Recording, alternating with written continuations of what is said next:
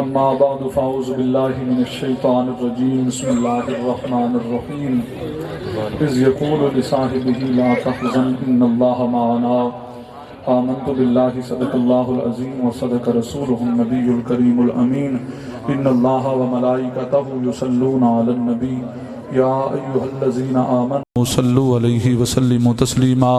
جتنی محبت سے تشریف لائے ہیں اتنی محبت کا جو مظاہرہ کرتے ہوئے بلند آواز سے درود و سلام کا نذرانہ پیش کیجیے۔ اللہم صلی علی سیدنا و مولانا محمد و علی آل سیدنا و مولانا محمد قدر حسنہ و جمالہ و جاہہ و جلالہ و صفاتہ و کمالہ و جودہ و نوالہ و صحابہ و آلہ و بارک وسلم وصلی علیہ۔ قابل صد احترام معزز و محتشم علماء کرام بالخصوص استاد محترم حضرت علامہ مولانا مفتی محمد سلیم امان صاحب، میرے دائیں جانب حضرت علامہ مولانا پیر طریقت پیر سید طاہر محی الدین شاہ صاحب بخاری، حضرت علامہ مولانا محمد منیر احمد اسد صاحب، حضرت علامہ مولانا پیر غلام مصطفیٰ سیفی صاحب، حضرت علامہ مولانا پیر غلام یاسین چشتی صاحب، حضرت علامہ مولانا میاں مدثر حسین سیفی صاحب، دیگر معزز و محتشم علماء کرام، مشائخ اعظام، ثنا خانان شیر لسان، بالخصوص تحریک لبیک یا رسول اللہ کمالیہ کے امیر جناب محترم صاحبزادہ رائے خرم سعید صاحب، میں تمام دوستوں کو خوش آمدید، اہلا و سہلا مرحبا۔ پنڈال کے اندر میری دعوت پر، دوستوں کی دعوت پر دور دراز سے جتنے احباب تشریف لائے ہیں، آپ سب کے لیے دعا گو ہوں، اللہ تعالیٰ آپ کو قدم قدم پہ برکتیں عطا فرمائے۔ اور میں حلفیہ بیان دیتے ہوئے یہ کہتا ہوں کہ اب ہماری محفلوں کا رخ جو ہے وہ صحیح سمت چل پڑا ہے۔ اب ضرورت تھی ختم نبوت کے عنوان سے ہمارے نوجوان بیدار ہوں اور اس عنوان سے محافل پاک کا انعقاد کیا جائے۔ میرے جتنے بھائی ہیں، جتنے دوست تشریف فرما ہیں، جنہوں نے اس محفل کا اہتمام کیا ہے، تمام کے نام جانتا ہوں لیکن وقت کا اختصار ہے۔ جتنے بھی دوست و احباب نے اس میں حصہ ملایا ہے، میں تمام کو دونوں ہاتھوں سے خراج عقیدت پیش کرتا ہوں، سلام پیش کرتا ہوں، خراج تحسین پیش کرتا ہوں اور مبارکباد پیش کرتا ہوں کہ ہمارا پیسہ اگر لگنا چاہیے تو اسی مشن کے ساتھ، کیونکہ اسی کے قدمین شریفین کے صدقے سے تو اللہ ہمیں سب کچھ عطا فرماتا ہے۔ قرآن مقدس میں سے، بلکہ میں اگلی بات شروع کرنے سے پہلے یہ بتا دوں، 10 منٹ سے پہلے انشاءاللہ قبلہ شاہ صاحب سٹیج پہ جلوہ گر ہوں گے، اور جو ہی وہ تشریف لائیں گے جو بات میں کر رہا ہوں گا اس کو مکمل کر کے قبلہ شاہ صاحب اپنا خطاب لاجواب فرمائیں گے۔ آپ جو ہے وہ اپنی جو آنکھیں جو ہیں وہ کھلی رکھیں۔ قرآن مقدس سورہ توبہ کی آیت نمبر 40 کا ایک حصہ تلاوت کرنے کا شرف حاصل کیا ہے۔ حضرت سیدنا صدیق اکبر رضی اللہ عنہ کے حوالے سے اللہ تعالیٰ نے قرآن کے اندر شان صدیقیت میں آیت نازل فرمائی ہے۔ رسول گرامی صلی اللہ علیہ وسلم کے غلاموں، حضرت صدیق اکبر کے مقام میں رفت میں آیات بینات بھی موجود ہیں، احادیث رسول طیبات بھی موجود ہیں، لیکن ایک وہ واقعہ جس سے آج تک کسی رافضی کو چھٹکارا نہیں مل سکا اور جس سے وہ بچ نہیں سکا، جہاں پر اس کو بھی بولنا پڑتا ہے کہ یہ صدیق ہی تھا جس نے آج رات رسول اللہ سے وفا کی ہے۔ وہ غار کا وہ واقعہ، وہ ہجرت کی وہ رات، وہ مصطفیٰ کا استقبال کرنا، وہ سرکار کے لیے اپنا مال نچھاور کرنا، وہ سرکار کے لیے اپنا وطن چھوڑنا، وہ حضور کے لیے اپنا سب کچھ قربان کر کے پھر بھی کہنا کہ گھر میں اللہ اور اس کا رسول چھوڑ آیا ہوں، یہ نعرہ ہے تو حضرت صدیق اکبر کا نعرہ ہے۔ تاریخ مکہ پڑھیے، 10 سال رسول اللہ صلی اللہ علیہ وآلہ وسلم کی تبلیغ پر کو چند 100 لوگ مسلمان ہوتے ہیں، اور جو کافر ہیں وہ اکٹھے ہو کر دار الندوہ میں یہ مشورہ کرتے ہیں کہ آج رات نعوذ باللہ من ذالک نقل کفر نہ باشد، رسول اللہ صلی اللہ علیہ وآلہ وسلم کو قتل کر دیا جائے۔ اور پھر مشورہ اس حد تک پہنچتا ہے کہ کوئی ایک قبیلہ یہ کام نہیں کر سکتا، کوئی ایک خاندان کام یہ نہیں کر سکتا، سارے قبائل مل کر، تمام خاندان مل کر، تمام گروہ مل کر یہ کام سر انجام دیتے ہیں، تاکہ قریشی اکیلے کسی ایک خاندان سے تو لڑ سکتے ہیں لیکن تمام سے نہیں لڑ سکتے ہیں، اور اگر خون بہا دینا پڑا، دیت دینی پڑی، تو پھر سارے مل کر دیت ادا کریں گے۔ سارا کفر پورا مکہ سرداران قریش و دیگر قبائل رسول اللہ کی مخالفت میں جب جمع ہو جاتے ہیں تو اللہ حضرت جبریل علیہ السلام کو بھیجتا ہے، جا جبریل میرے محبوب کو خبر کر اب مکہ میں نہیں رہنا، اب ہجرت فرمانی ہے۔ ساتھ جبریل یہ بھی کہنا کہ آپ کے ساتھ اگر کوئی رفیق ہوگا تو وہ ابو بکر صدیق ہوگا۔ میرے آقا علیہ السلام دوپہر کے وقت چہرے پر کپڑا لپیٹ کر حضرت صدیق اکبر کے گھر داخل ہوتے ہیں۔ اب توجہ چاہتا ہوں، میرا ایک ایک جملہ توجہ کے ساتھ سننا۔ میرے آقا علیہ السلام صدیق کے گھر داخل ہوتے ہیں، حضرت سیدنا صدیق اکبر سے پوچھتے ہیں گھر میں کون ہے؟ عرض کرتے ہیں یا رسول اللہ ایک آپ کی منکوہہ عائشہ ہے، ایک اس کی بہن اسما ہے۔ سرکار نے فرمایا اس کو پاس بیٹھنے دو۔ میرے آقا علیہ السلام اپنا راز بتانا چاہتے تھے تاکہ کوئی اور موجود نہ ہو، راز لوگوں میں نہ پھیل جائے۔ توجہ چاہتا ہوں، حضرت صدیق اکبر کو مصطفیٰ کریم صلی اللہ علیہ وآلہ وسلم نے کہا ابو بکر آج اللہ نے ہجرت کی اجازت دی ہے اور تو نے میرے ساتھ جانا ہے، اور دل پہ ہاتھ رکھ کے اگر غیرت کی رتی بھی موجود ہے ایمان کے تقاضے کے ساتھ جواب دینا۔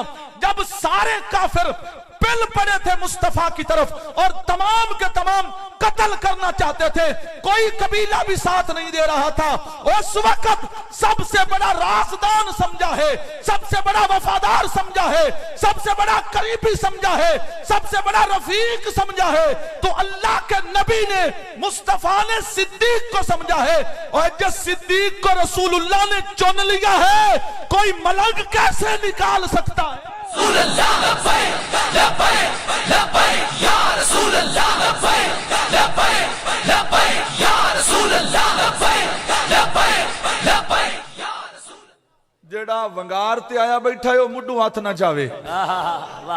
اے نعرہ ایڈا سستا ہے بھی تینوں ترلا کرنا پوسی بھی ہاتھ چالا۔